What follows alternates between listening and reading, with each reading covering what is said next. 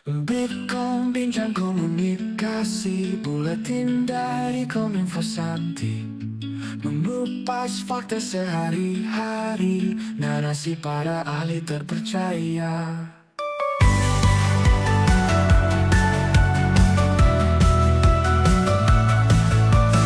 Persembahan buat Buleleng, podcast kita cermati, dari bumi Panji Sakti, dengan hati penuh inspirasi.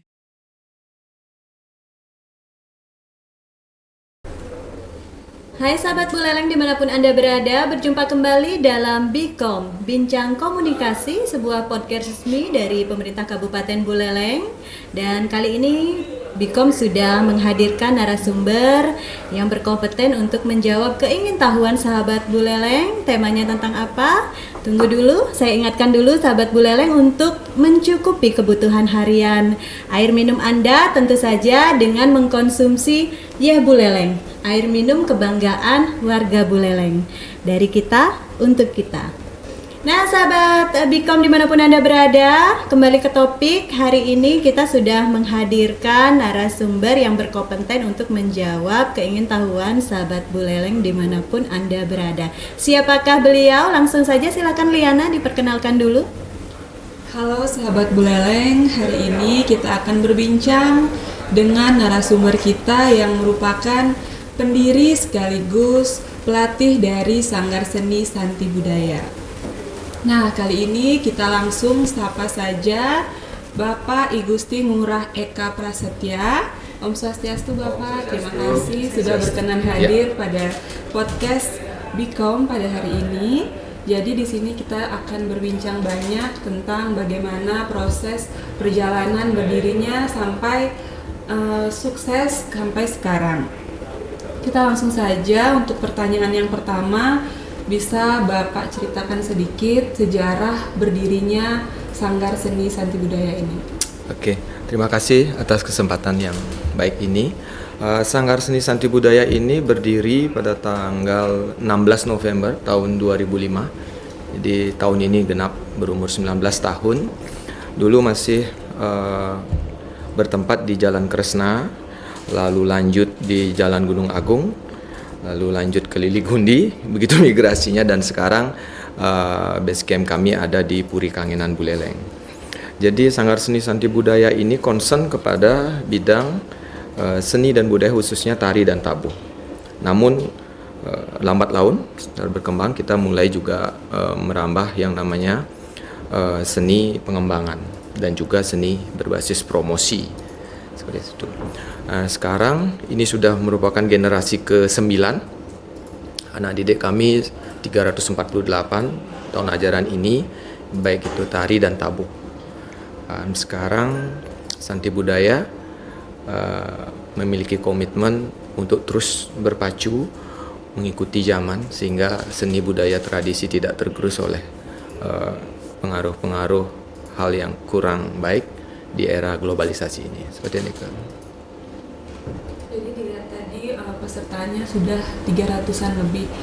Untuk proses perekrutannya sendiri, apakah ada batasan usia tertentu atau syarat tertentu begitu Bu? Kalau mengenai syarat sih tidak terlalu, tetapi batas usia yang normal adalah untuk tari dan tabuh itu adalah umur daripada 7 tahun. Jadi kelas 1 SD lah hingga SMA.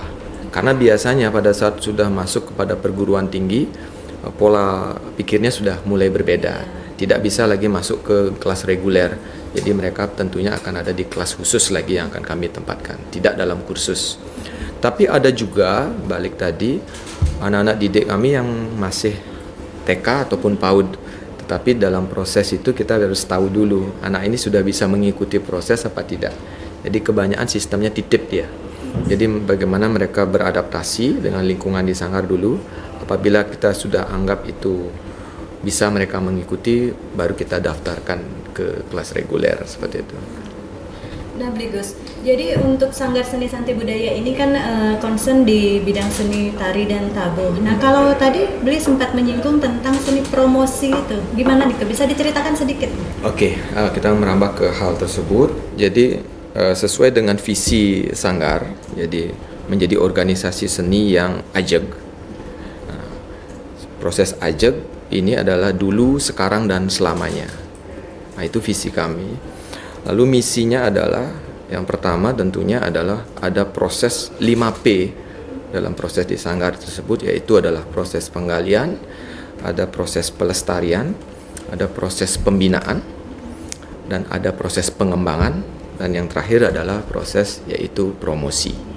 Kelima hal ini adalah sesuatu yang tidak boleh terlepas satu sama lain apabila suatu organisasi khususnya seni budaya tradisi ini ingin tetap ajeg. Lalu misi selanjutnya adalah tentunya Sanggar Seni Santi Budaya ini dia memiliki suatu bentuk manajemen yang mumpuni dan mengikuti perkembangan zaman. Dan perlu kita sampaikan, tanggal 29 Maret tahun 2024 ini Sanggar Seni Santi Budaya ini resmi di bawah yayasan. Jadi Santi Budaya sudah berbentuk yayasan. Nah, kita sudah mulai merambah berbadan hukum, karena sepak terjangnya kita suka tidak suka harus mengikuti proses itu, karena sudah masuk ke registrasi nasional dan internasional. Mau tidak mau harus mengikuti proses itu. Nah, tadi disampaikan mengenai seni promosi, itu sesuatu yang baru. Tetapi karena begini, seni tradisi ini kalau tanpa ada proses pengembangan dan promosi, dia akan mandek dan tidak akan digandrungi, dan Gen Z ataupun milenial akan meninggalkan proses ini. Dari perkembangan zaman. Makanya ada proses seni promosi dia. Jadi seni promosi itu dibalut dengan kekinian. Bagaimana mereka meng-create suatu karya dalam bentuk kekinian yang bisa di-upload setiap waktu, setiap saat di media sosial mereka sendiri, lalu juga media sosial Sanggar ataupun yayasan sekarang, dan tentunya juga secara implementasinya tidak hanya di media sosial tapi langsung memiliki arah langsung ke tempat tujuan. Misalnya seperti sekarang Sanggar setiap tahun akan menjalani proses promosi hingga ke internasional, karena dari tahun 2008 diawali dengan tiang pribadi dulu masuk dalam koreografer di UNESCO. Setelah itu merambat ke organisasi yaitu Santi Budaya tahun 2011. Suka tidak suka, ya media ini akan kita gunakan sekaligus untuk mempromosikan juga memperkenalkan. Jadi kan promosi sama memperkenalkan ini sedikit berbeda. Kalau promosi awalnya adalah kita dulu yang mempromosikan diri. Dan sekarang Santi Budaya sudah tidak mempromosikan lagi, tapi sudah memperkenalkan. Artinya kita sudah mendapatkan undangan. Kalau dulu kan kita yang lebih aktif membawa misi segala sesuatu, dan sekarang sudah jadi memperkenalkan. Jadi ada proses seperti itu sehingga lebih digandrungi lagi oleh anak-anak muda sekarang. Karena kita nggak boleh lupa dengan proses seni itu seperti hidup, dia akan berubah. Walaupun tetap basisnya adalah seni tradisi. Ya, itu. Nah, Bligus, setahu Tiang Niki kan Sanggar Seni Santi Budaya ini seperti Bligus sampaikan juga itu sudah di tingkat internasional. Nah, menurut Bligus ini bagaimana sih perkembangan kesenian Bali ini di tingkat internasional, dan bagaimana orang-orang luar itu memandang kesenian Bali khususnya? Selama perjalanan Tiang pribadi dan juga Sanggar dan sekarang yayasan keluar, Bali itu memang sangat-sangat luar biasa namanya di sana. Tetapi yang namanya produk ataupun itu merupakan objek anggap seperti Bali itu tentunya tidak boleh juga lepas dari media promosi. Mohon maaf, misalnya hal-hal yang berbau promosi seperti objek misalnya air atau segala sesuatu kan terus harus ada update promosi. Begitu juga Bali. Walaupun mungkin di sini kan Bali sudah terkenal, nggak usah lagi dipromosikan, itu merupakan suatu bentuk persepsi yang salah. Oleh karena itu Santi Budaya membuat satu terobosan di mana, mohon maaf, Bali Utara ini sangat jarang sekali dilirik, padahal potensi untuk seninya luar biasa. Karena jarang dilirik, juga jarang mendapatkan suatu bentuk promosi dan kesempatan untuk tampil di event-event yang internasional, baik itu di dalam maupun luar negeri. Misalnya ada suatu KTT yang paling sering kan di Bali ada KTT yang luar biasa. Itu sangat jarang sekali Bali Utara. Nah, tapi kalau kita telisik lebih dalam lagi, banyak sekali secara personil anak-anak Bali Utara dipentaskan di sana, tetapi dengan suatu bentuk covernya organizer dari Bali Selatan. Kenapa yang terjadi seperti itu? Tentu satu foundationnya. Jarang sekali ada organisasi seni yang mau mengurus badan hukumnya. Selain itu, jarang sekali ada organisasi seni tradisi ini yang mau mencoba mempromosikan dirinya. Jadi kebanyakan wait and see.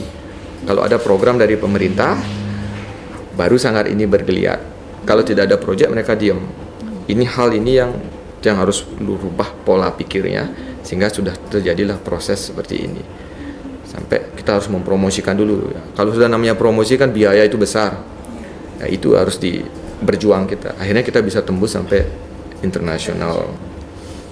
Dalam proses keluar kita promosi di sana, tanggapan mereka tentang Bali itu adalah sesuatu yang sangat luar biasa. Luar biasanya bagaimana? Seni kita itu, khususnya di Bali itu, dibilang, kalau saya kan mengajar di salah satu universitas di Cheonan, Korea Selatan. Mereka bilang, waduh, khususnya tari Bali ini tari yang sombong sekali.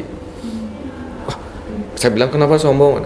Karena tari Bali ini adalah salah satu-satunya tari yang sangat sulit sekali dipelajari dalam waktu singkat. Begitu leluhur kita menurunkan seni ini. Kalau tari mereka misalnya seperti ballet atau tari yang lainnya, kalau sekarang lagi K-pop, mungkin hanya dengan melihat YouTube saja anak-anak sudah mulai. Tetapi konsep tari Bali ini adalah konsep etika estetikanya dia berjalan, dua hal yang tidak bisa terpisahkan. Sehingga orang barat ataupun orang timur ataupun orang internasional mau belajar itu, dia harus belajar secara struktur ini. Dari dasar dulu nggak bisa. Misalnya orang mau nyeledet, orang nggak bisa hanya melihat tutorialnya dia bisa nyeledet, atau dia menggerakkan jarinya, mereka nggak bisa.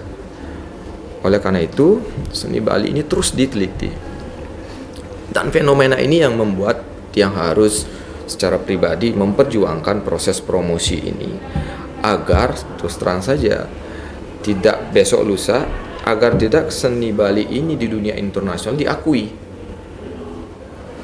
Misalnya sekarang kan ada banyak haki ya, kekayaan intelektual itu. Misalnya seperti Korea itu Asia tetapi baunya barat. K-pop bukan budaya mereka sebenarnya. Mereka itu membawa budaya dari luar itu, mereka pintar sekali meramu sesuatu sehingga mereka yang menjadi trennya. Padahal mungkin Amerika yang punya atau Eropa yang punya, tetapi mereka mengemasnya luar biasa. Dan juga di sana, saya tidak mau membuat suatu kampung di sana. Itu rencana kan dulu mau disuruh membuat sanggar di sana, lalu membuat suatu komunitas untuk tari Bali dengan suatu kontrak. Saya nggak mau, karena besok lusa mereka akan bisa mempatenkan itu di sana. Dengan menggabungkan sedikit demi sedikit. Karena kelemahan kita di Bali kan setiap membuat karya tidak mempatenkan itu, sehingga dari segi hukum nanti akan kita lemah. Oleh karena itu yang coba mempelajari itu, mengajar di sana, kita memang benar-benar ajarin mereka tidak secara instan. Udah saya kasih biar agak sulit juga. Jadi kan mereka, aduh kok sulit sekali ini. Otomatis kita yang didatangkan terus untuk belajar mereka. Jadi tidak gampang seperti sekarang, untuk orang mau belajar tinggal tutorial aja, berbayar berapa, kita nggak mau. Jadi prosesnya seperti itu untuk media promosi di internasional. Dan juga baiknya Santi Budaya itu kan ngajak anak-anak ke dunia internasional itu ada pro dan kontranya. Satu, kenapa? dalam proses mereka berpromosi ataupun memperkenalkan seni budaya mereka ke sana itu kan ada biaya yang harus ditanggung. Yang pertama, walaupun sampai di sana semua sudah tertanggung, tapi kan ada biaya tiket, biaya produksi. Untungnya sih orang tua, lalu ada sponsor-sponsor, itu ada etikat baik untuk sama-sama berproses. Karena untuk mencapai suatu tingkat itu kan harus ada butuh pengorbanan. Ada juga kontranya seperti, sebenarnya kalau kita keluar, kita pentas kan benernya kita yang dibayar. Oke, sebelum proses kita yang dibayar secara profesional, ada sebuah proses juga. Tidak ujug-ujug sama kayak orang magang, baru magang kita langsung gaji mereka. Mereka harus berproses dulu, mungkin mengeluarkan tenaga, pikiran, uang juga, sehingga suatu saat mereka akan dihargai. Artinya memberikan proses itu kepada anak-anak. Selain itu juga, ini sangat bagus sekali proses ini karena di bawah UNESCO langsung. Yang pertama, mereka secara tidak langsung tahu dunia internasional yang selama ini mereka lihat di kamera yang 7 inci, layar yang segitu. Bosnya anggap misalnya kayak K-pop nih. K-pop tuh luar biasa. Tapi setelah kita ajak dia, ini prosesnya seperti ini loh. Pahitnya itu seperti ini loh. Kita terusnya kalau misalnya di belakang panggung kita sesama artis, ada K-pop jalan yang diagung-agungkan, kita juga ada di sana. Jadi kita juga menumbuhkan rasa kamu tuh artis loh di sini. Jangan agung-agungkan. Kita berada di belakang panggung bersama-sama mereka. Malah mereka yang foto juga sama kita. Ada proses yang perlu kita lihat sehingga kita merasa bangga dengan seni budaya kita. Yang kedua, dua sisinya kita juga bisa belajar dari proses mereka. Kenapa mereka bisa sampai terkenal, sampai jadi K-pop? Itu prosesnya tidak gampang. Perlu perjuangan yang tidak main-main. Sebagai generasi muda harus berjuang seperti itu. Lalu selanjutnya tentu setelah datang dari sana mereka mendapatkan sertifikat. Dan sertifikat itu adalah berbasis UNESCO, tidak hanya sertifikasi yang asal-asalan dari panitia apa. Itu bisa dipergunakan untuk jalur prestasi untuk sekolah ataupun untuk pribadi mereka. Jadi prosesnya sih seperti itu. Blikus, jadi tidak ada sesuatu yang instan ya Blikus ya, semua harus berproses. Nah, Blikus menyambung tentang kesenian di kancah internasional ini, Blikus. Kalau selama ini menurut pengalaman Blikus itu seni apa sih yang mungkin ada mendapat perhatian khusus dari orang luar terhadap kesenian kita? Mungkin dari seni tabuhnya atau seni tarinya atau malah seni pertunjukannya nih Blikus? Ya, satu yang digandrungi oleh mereka tentu kita harus mengajarkan mereka ya.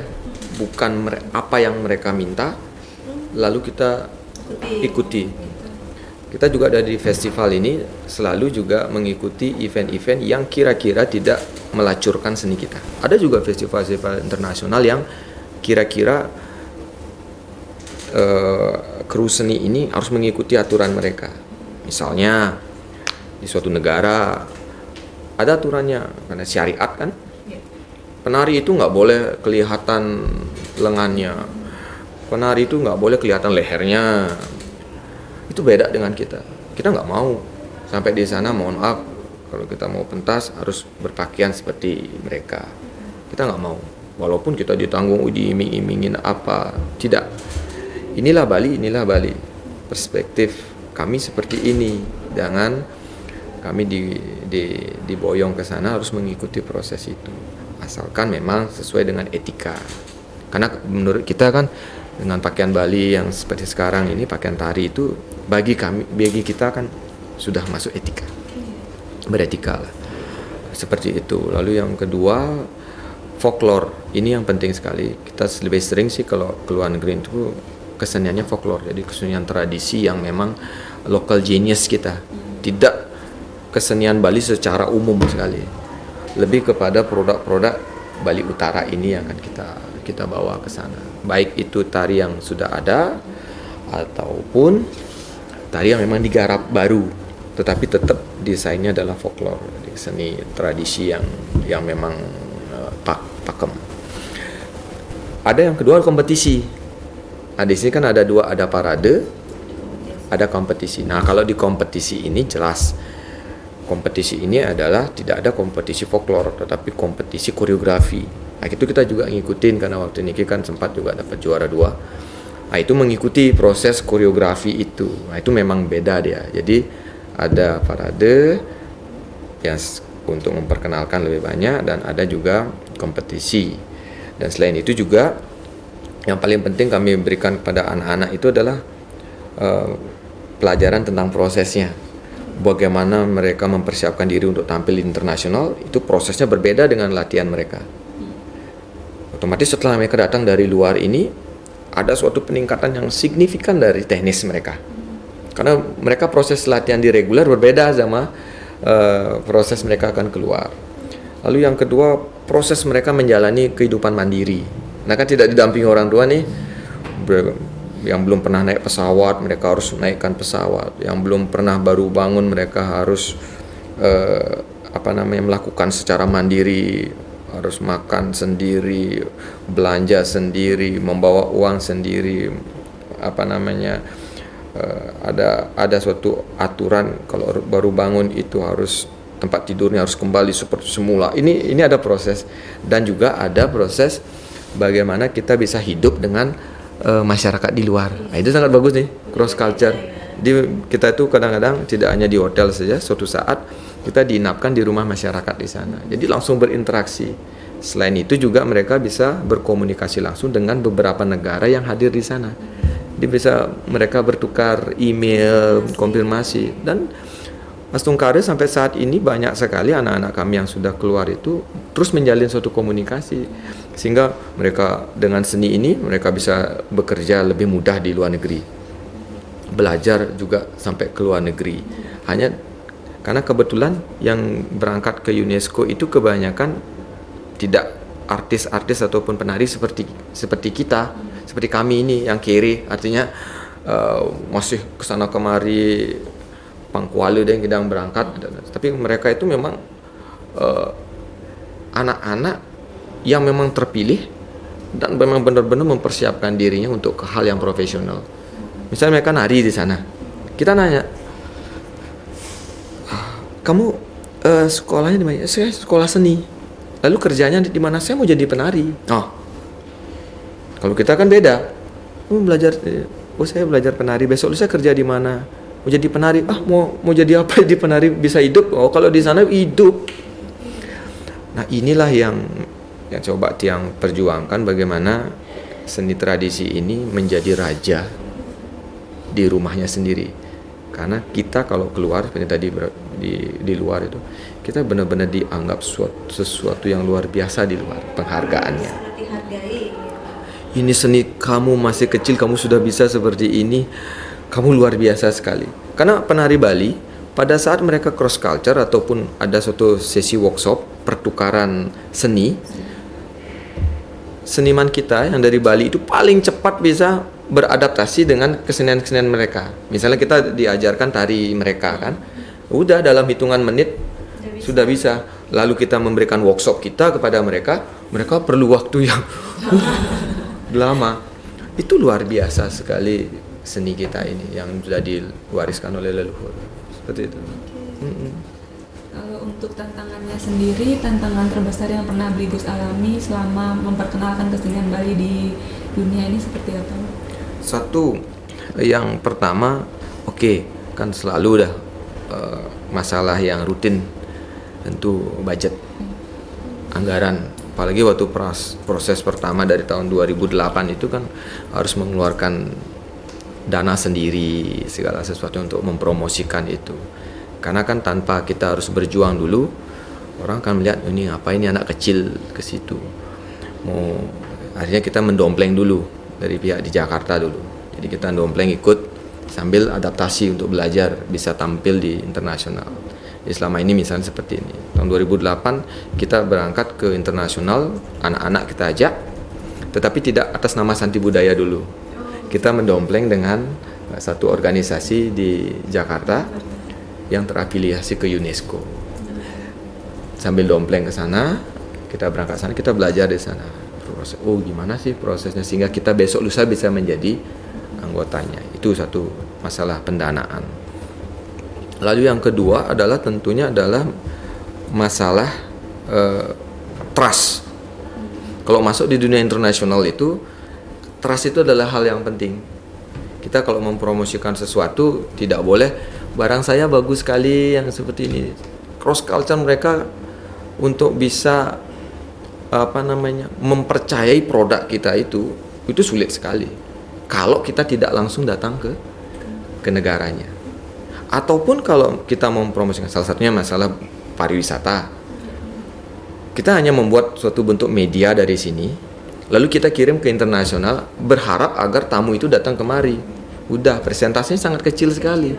Makanya harus ada suatu follow up yang luar biasa. Kalau kita misalnya mempromosikan dari sini dengan media sosial, kita ini harus bergandengan dengan semacam impresarionya, itu semacam mediatornya yang dipercayai oleh yang akan kita ajak promosi. Tidak bisa kita langsung person to person berharap ini akan datang, karena harus butuh trust dulu. Atau yang paling sulit ya seperti ini, langsung kita menuju ke negaranya, kita bawa barang kita seperti ini loh, dan itu prosesnya tidak bisa sekali dua kali, dan itu harus berkali-kali, harus puntang-panting, apalagi pro dan kontra kan, seperti itu. Ngapain ke luar negeri, habis-habiskan uang, karena kalau tidak ada yang mendahului dulu, ya nonsens ada orang akan mengetahui Buleleng ini, seperti itu. Lalu prosesnya yang satu adalah masalah anggaran, yaitu adalah masalah trust. Nah, misalnya dalam proses trust, kepercayaan itu kita sudah berkali-kali berangkat ke sana, lalu kita mau masuk ke dalam organisasi itu. Wah, itu kan kalau di internasional itu yang masuk organisasi itu adalah foundation ataupun organisasi yang memang memiliki basis massa yang cukup. Kebanyakan sih yang anggota-anggota yang masuk itu memang personil yang memiliki universitas, memiliki sekolah, yang makanya kebanyakan profesor, doktor. Nah, permasalahan saya secara pribadi waktu itu kan D3.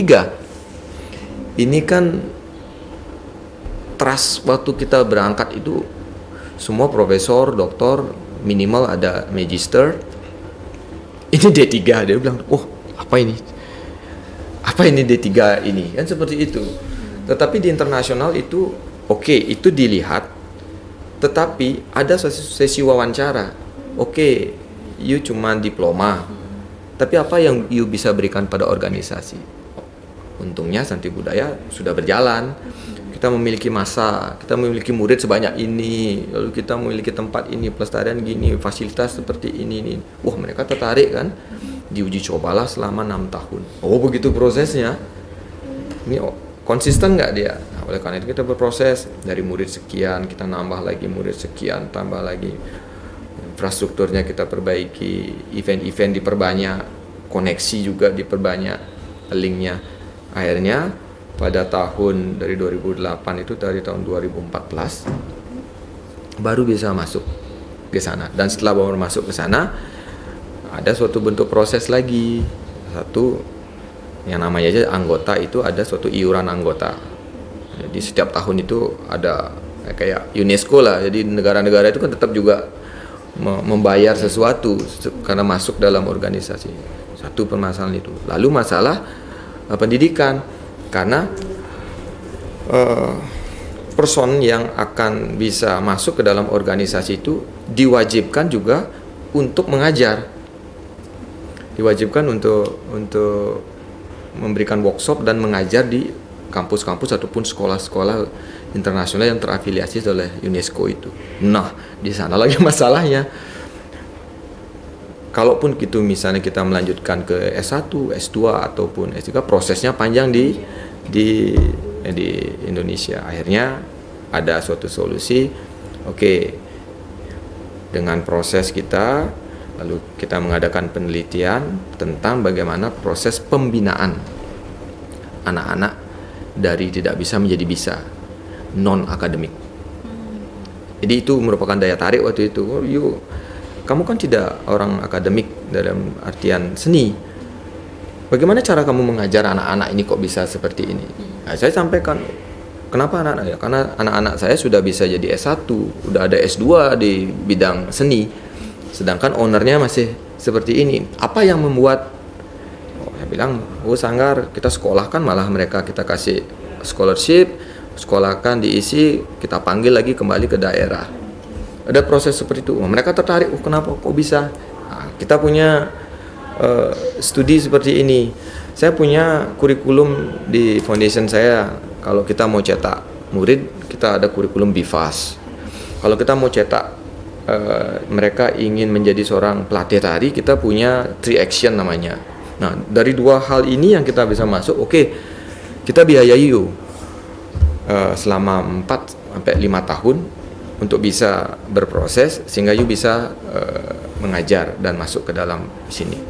Prosesnya apa? Karena jadi doktor honoris causa. Itu prosesnya panjang, waduh lagi pulang. Tetapi lah, tidak secara akademis lagi. Sehingga dapat gelar itu, sehingga kita bisa mengajar di sekolah internasional di sana. Saat ini beli mengajar ya? Iya, tahun 2023 yang lalu sudah terakhir. Tetapi tahun 2024 ini kita kembali lagi ke Korea Agustus ini untuk memastikan lanjut atau tidak. Untuk proses mengajarnya itu online atau Tidak. Dulu waktu COVID online jadinya. Sekarang sudah mulai konvensional lagi. Jadi proses doktor honoris causa dapat, kita bisa di salah satu di Sangyong namanya ya. Ini universitas di Cheonan namanya. Di Korea Selatan, kita proses di sana. Bisa sampai 3 bulan gitu. Seperti dosen tamu lah. Dosen tamu. Seperti itu proses. Jadi tidak ada benar-benar, saya misalnya berangkat keluar, banyak yang pro kontra seperti gue saya ajak anak-anak ke sana kayak maklar. Kayak sekarang kan banyak tuh orang mau kerja di luar negeri jadi biro gitu. Gue saya jadi biro, udah diamin aja. Dan ini adalah organisasi nirlaba. Itu bisa dicek. Jadi memang kita ke sana itu tidak dapat honor atau apa. Kecuali karena sudah dianggap ada profesi, kita mengajar, di sana kita dapat. Tapi dalam proses promosinya tidak. Itu udah semacam volunteer lah, semacam relawan kita yang ke sana. Jadi aspeknya adalah mempromosikan seni budaya dari negara tersebut ke kancah internasional sebagai media untuk diplomasi budaya untuk perdamaian dunia. Misalnya kayak waktu ini, kan ada perang tuh di yang waktu terakhir, bukan Ukraina, yang sebelumnya itu ada perang. Jadi kita berangkat itu di Turki waktu itu kita berangkat di Antalya, sedang proses perang. Sebenarnya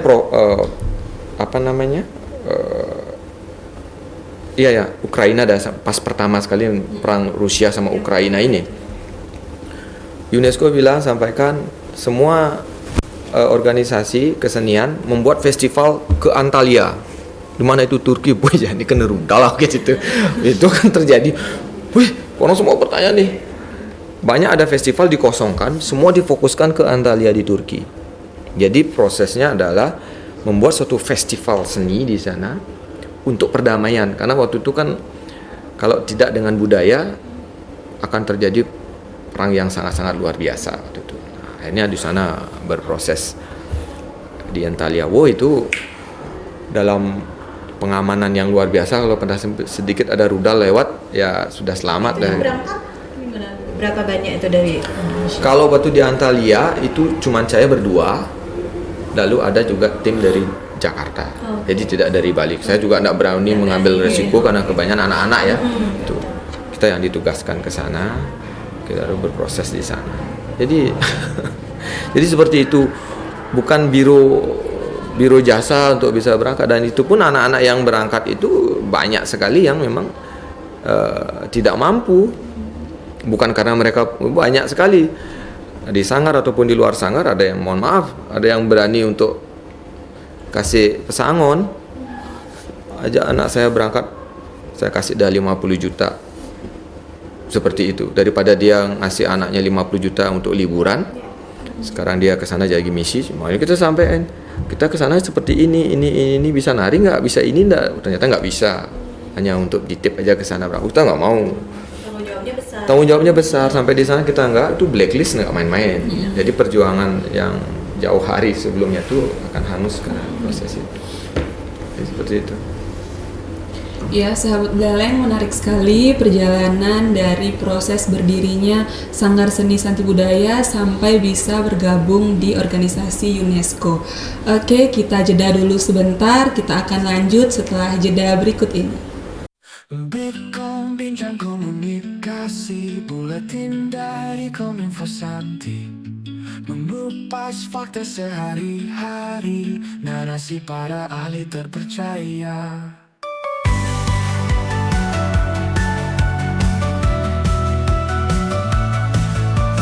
Persembahan buat Buleleng, podcast kita cermati, dari bumi Panji Sakti, dengan hati penuh inspirasi.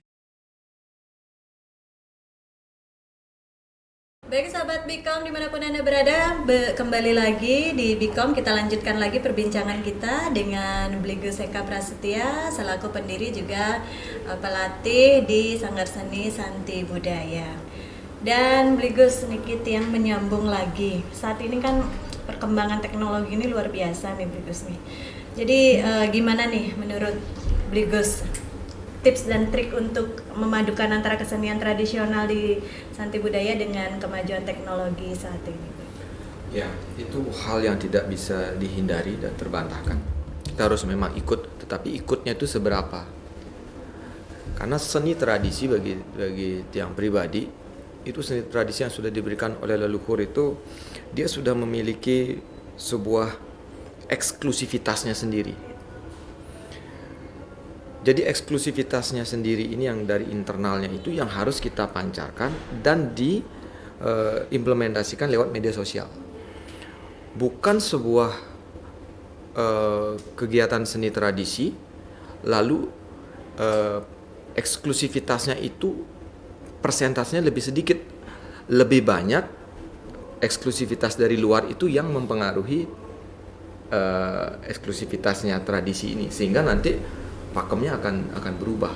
Banyak kan seperti itu kan, misalnya kita mau narikan tari apa gitu, tapi karena perkembangan zaman akhirnya harus memperkosa karya tradisi ini karena kurang digandrungin. Sekarang kan harus viral. Kalau kita mempromosikan ataupun mengupload sesuatu lewat seni budaya itu nggak viral. Penontonnya paling beberapa, tapi sekarang kan yang harus viral nih itu.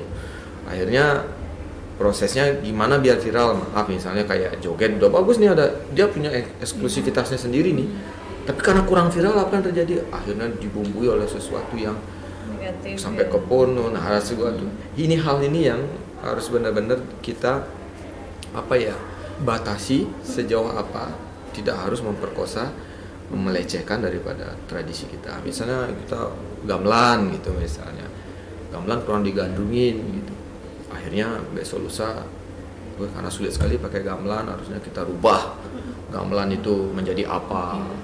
Sebenarnya kan yang harus kita ubah adalah biarkan hal yang sudah mendarah daging di seni itu tetap, tetapi kemasannya yang kita ubah. Proses daripada promosinya itu, proses daripada merefleksikan daripada karya itu yang kita dibantu oleh media-media yang dalam artian teknologi yang seperti sekarang ini, sehingga eksklusivitasnya ini nggak terganggu dia.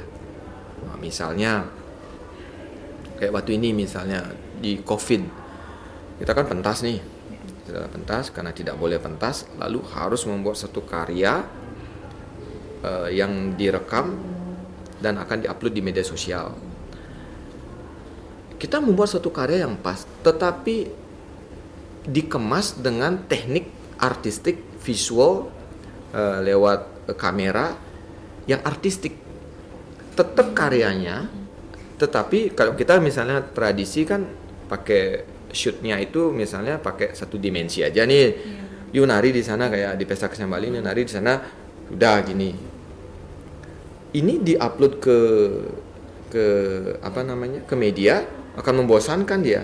Tetapi ada suatu bentuk di era yang sekarang ini tipikal pengambilan gambarnya itu benar-benar artistik.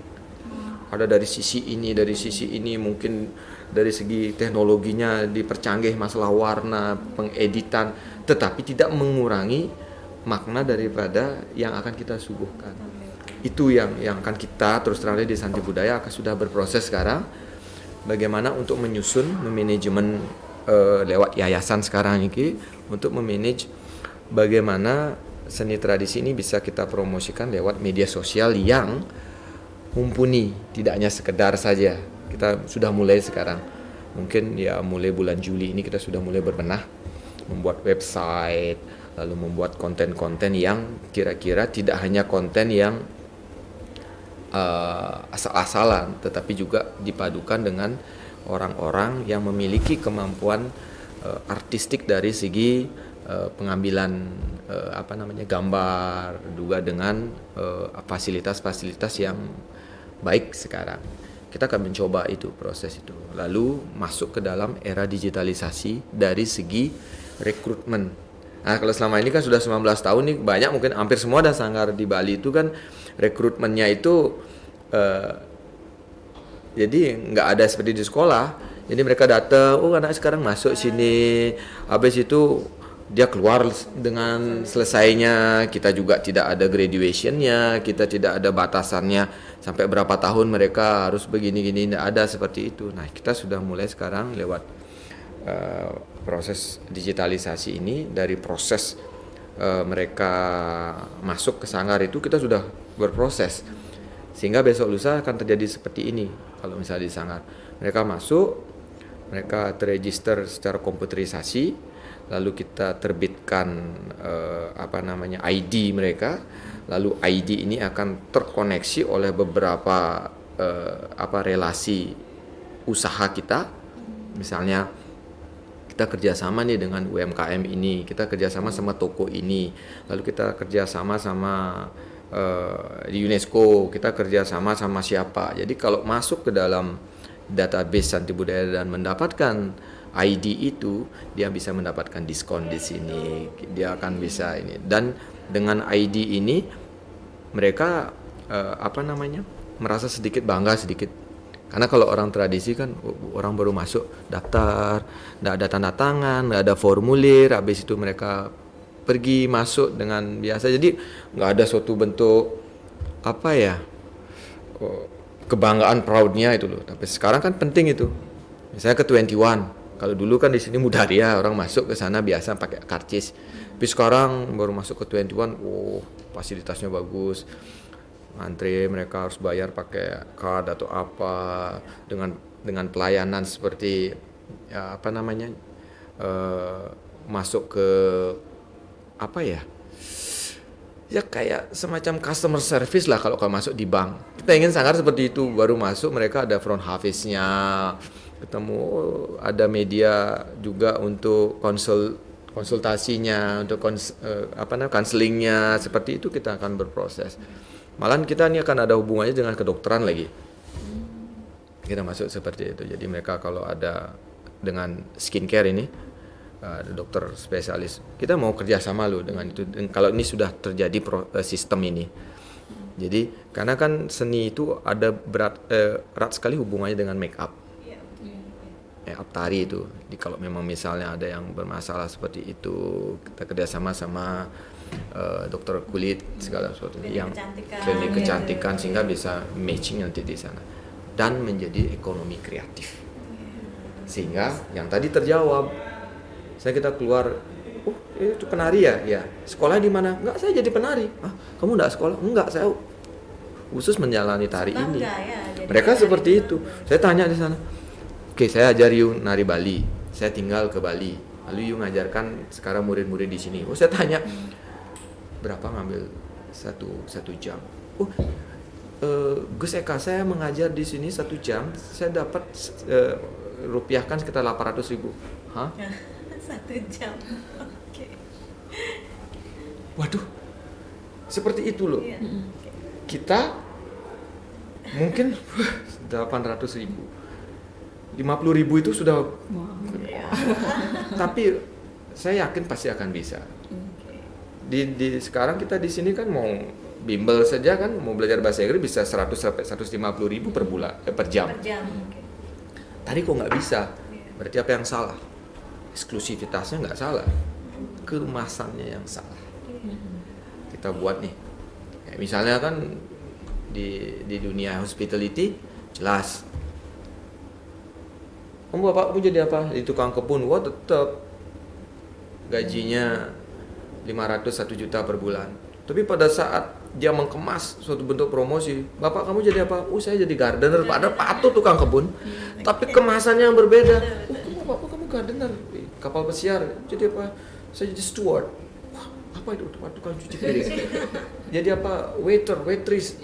Sekarang di seni ini pemilihan prase itu penting sekali, sehingga anak-anak tuh gagah dia. Dulu kan nggak ada orang mau ngojek, tapi sekarang orang mau jadi ojek, tetapi dengan suatu bentuk kemasan Gojek. Ojek Bangga. online ya. Seni ini jadi mau seperti ini. Nah, ini kan tantangan berat nih. Kita sedang mencari formula. Sama juga dengan stakeholder di Sanggar ataupun di yayasan ataupun teman-teman di lingkup kita ini yang ingin, ayo, kalau nggak kita yang memperhatikan kita nggak diperhatiin sama orang. Ayo upgrade. Nah, kasarnya seperti itu. Sudah selesai Windows 97 sekarang. Kita udah Windows berapa sekarang? 2000 berapa? Ayo upgrade sekarang. Seperti itu.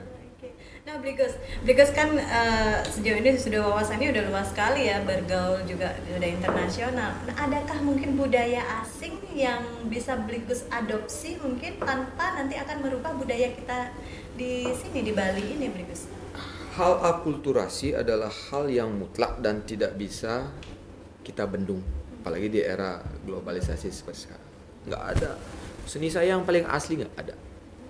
Seni dulu pun juga sudah tuh bentuk akulturasi.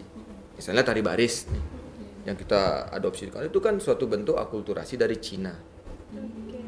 Itu murni, barong misalnya seperti itu. Itu akulturasi dari Cina.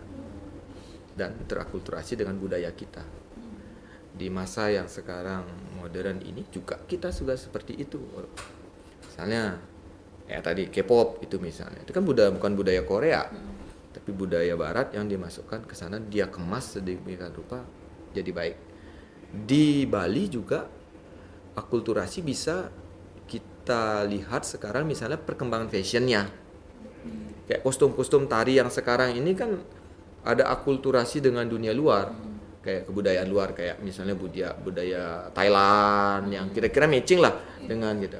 Budaya India. Pakaian-pakaian sekarang tari Bali yang sudah kreasi kan ada akulturasinya dari India, Thailand, Myanmar, seperti itu. Lalu misalnya sekarang sudah ada yang mulai pakai gaun karena ada K-pop kan, ada Korea dia pakai ganbok gitu. Sudah ada juga tari kreasi yang terinspirasi dari pakaian itu, tetapi dibalut dengan sentuhan Bali. Terjadilah proses itu. Itu salah satunya kostum. Tata rias. Suka tidak suka karena kita tidak memproduksi make up. Tata rias itu penting sekali dia. Kita terus beradaptasi. Dulu kan misalnya merek ini nomor sekian. Sekarang udah ada perkembangan teknologi dan juga perkembangan dari jenis kulit yang beraneka ragam. Kita bisa belajar dari apalagi di Korea kan, itu basisnya untuk skincare itu luar biasa sekali. Kita bisa koneksi di sana. Oke, kita berangkat ke sana. Di sini mahal itu, di sana bawa beberapa, kita bawa ke sini ya. Tetapi ada juga proses misalnya kayak make up itu yang memang nggak cocok di kulit Indonesia. Tapi ada juga yang cocok. Itu ada serinya. Kadang-kadang kan orang berangkat ke sana, ada skincare ini, kita beli di sini sampai di sana hancur. Karena masalah cuaca. Tapi ada produknya yang bisa dipakai di daerah yang mana-mana. Itu pengetahuan yang luar biasa di masa sekarang, masalah akulturasi. Dan itu niscaya nggak bisa kita bendung. Yang hanya bisa kita harus arahkan. Jangan sampai menghilangkan jati diri kita. Itu yang paling pas sekali. Itu prosesnya akulturasi itu. Nah terakhir sebelum kita ke pertanyaan terakhir Liana ya, boleh Bligus ceritakan sedikit aja tentang pagelaran yang rutin dilaksanakan oleh Santi Budaya. Kalau tidak salah itu setiap minggu ya Bligus ya, bisa diceritakan mungkin sedikit. Oke. Sahabat Bikom.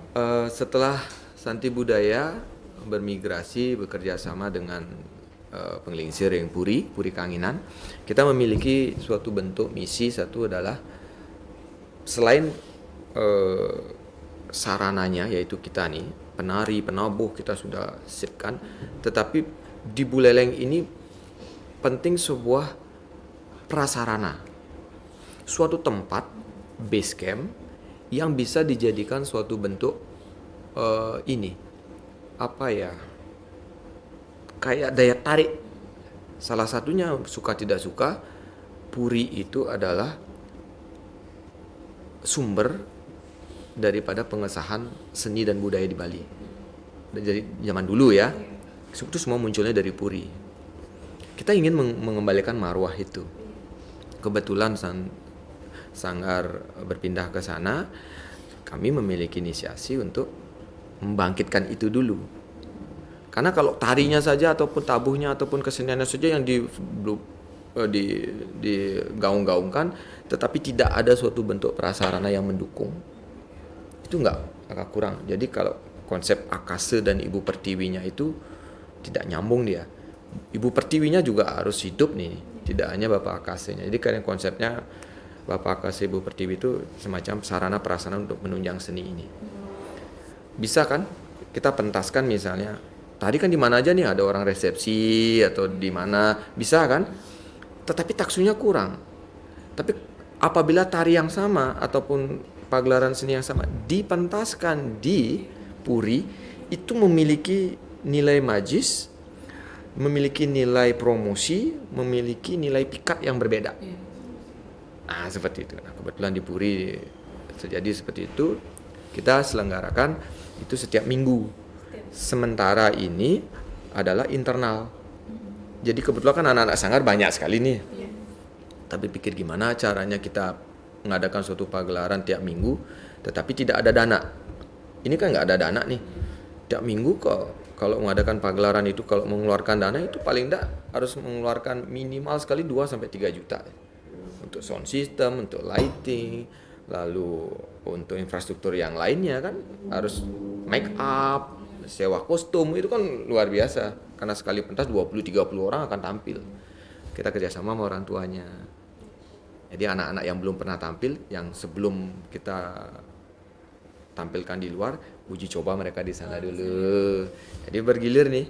Jadi 348 itu harus kita gilir nih satu persatu. Jadi oke lah, berjalan semuanya. Dan rencananya mulai bulan Juli ini sudah mulai ada satu namanya Agem Pergine. Itu adalah pagelaran internal khusus untuk anak-anak yang perlu orientasi. Namanya Agem Pergine. Lalu ada juga yang namanya Seledet Pergine.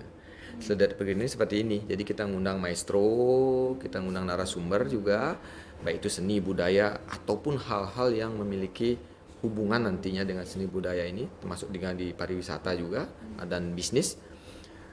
Nanti ditonton oleh anak-anak dan juga para seniman yang ada di Kabupaten Buleleng. Jadi di sana adalah forum untuk berbicara. Ada namanya Seledet Pergine, dia ada hostnya juga di sana. Bulan Tiang yang hostnya. Ini tanggal 30 Juni ini kita udah launching pertama. Itu lalu kita undang. Di sanalah media selain juga komunikasi seperti ini, juga dari audiens yang akan bisa berbicara. Keluhannya apa sih? Mudah-mudahan itu bisa menjadi media tampung untuk aspirasi kepada pemegang kepentingan. Itu kan kita, karena kebetulan di Puri makin kita mencoba memiliki keyakinan Penglingsir dulu, tapi Pekulun Tepetara Anglurah, Banjai Sakti. Mudah-mudahan Meswece tidak hanya Santi Budaya saja, tapi Puri itu adalah milik semua sebagai tempat membuat lawar di sana. Kasarnya membuat lawar. Jadi berbagai macam hal diaduk di sana sehingga memiliki cita rasa yang khas untuk Buleleng. Seperti itu. Itu terjadi nanti. seperti itu. Oke, Bli, yang terakhir harapan dari Bli Gus Eka sendiri terhadap masa depan kesenian Bali khususnya seperti apa? Ya, harapannya untuk kesenian Bali yang pertama, seni Bali ini harus menjadi primadona di Bali. Itu yang pasti dulu. Agar tidak nanti seni Bali ini menjadi pendatang di Bali ini. Itu yang pasti. Karena dengan masa globalisasi yang seperti sekarang ini tidak menutup kemungkinan seni Bali ini akan menjadi bukan menjadi tuan rumahnya lagi. Bisa akan tersisihkan. Seperti itu. Negara yang maju seperti Korea pun seni tradisinya tersisihkan. Itu luar biasa sekali. Perlu suatu bentuk langkah-langkah konkret daripada pemerintah dan stakeholder yang ada untuk bisa mempertahankan seni Korea tersebut. Itu. Lalu yang kedua, ya harapannya seni di Bali ini bisa menjadi sebuah profesi. Kalau sekarang kan tidak profesi. Seni Bali ini semacam hobi. Tapi pada saat-saat tertentu dia sangat-sangat menentukan sekali. Misalnya dalam event-event protokoler atau apa, kalau tidak ada seni ya nggak jalan. Dalam ngayah juga tidak ada seni nggak jalan. Apalagi sekarang di masa sulitnya untuk mencari sekolah misalnya seperti itu. Jalur prestasi salah satunya di seni itu sangat diperhitungkan juga. Nah, oleh karena itu seni budaya di Bali ini mudah-mudahan bisa menjadi suatu bentuk profesi sehingga ada suatu kebanggaan. Profesi kamu jadi apa? Dokter, gagah. Profesi kamu jadi PNS, gagah kita nih. Ketiga KU jadi pegawai ini anak. Profesi aku jadi penari. Sepertinya tidak menjanjikan. Seperti itu. Mudah-mudahan ini perlu regulasi bersama sehingga seni Bali ini orang-orang ini bisa menjadi sebuah profesi yang membanggakan. Yang ketiga tentunya harus sudah masuk ke promosi, lalu profesi, tentunya besok lusa seni budaya ini bisa menjadi alternatif, bahkan menjadi pokok untuk bisa menjadi bekal hidup secara finansial. Seperti yang terjadi di luar. Kalau tiang misalnya di luar, kalau saya pikir uang adalah yang utama, mungkin saya lebih bagus di sana. Nggak main-main, bisa sampai 2 digit di atas 50 per bulan, dan itu semuanya ketanggung. Ada scholarship lagi, mau sekolah, mau apa. Cuma saya nggak mau diiming-imingin, saya mau hidup di daerah kelahiran dan mengembangkan di sini. Seperti itu. Karena kalau kita ada di sana itu jelas. Kamu nggak boleh gini, nggak boleh. Kita nggak mau. Oleh karena itu, mudah-mudahan di sini praktisi seni dan budaya ini bisa hidup dari berkesenian. Bukan berkesenian hanya untuk pelipur lara seperti itu. Pengisi waktu. Ataupun dihargai hanya untuk sebagai camilan. Kita pentas, ngayah atau pentas, dapat sekian untuk cukup untuk beli rokok, beli makan sudah cukup. Besok kita lagi, ini nggak menjanjikan. Mudah-mudahan nanti ada standar. Jadi profesi kamu jadi apa? Jadi seniman. Kamu akan dihargai dan menjadi profesi. Ya, intinya seperti itu aja. Baik, Bli Gus Eka, terima kasih sekali matur suksema sudah berkenan hadir dan berbincang menjawab keingintahuan dari sahabat Bikom dimanapun berada, dan sungguh luar biasa sekali program-program serta rencana kedepannya ya terhadap pelestarian budaya di Buleleng khususnya ini. Dan tentu saja harapan kami semoga nanti Sanggar Santi Budaya ini tetap bisa berkolaborasi ya dengan Pemka Buleleng sebagai salah satu mungkin partnershipnya ya untuk promosinya juga, kegiatan-kegiatannya. Kami tunggu juga nanti bisa diinformasikan juga mungkin progres-progres apa yang ingin kami publikasikan. Sekali lagi terima kasih, tetap semangat Bli Gus, jaga kesehatan dan astungkare semua kesenian di Bali Utara ini tetap lestari gitu. Oke. Baik sahabat Bikom, itu tadi perbincangan kita. Kami pamit undur diri, sampai jumpa.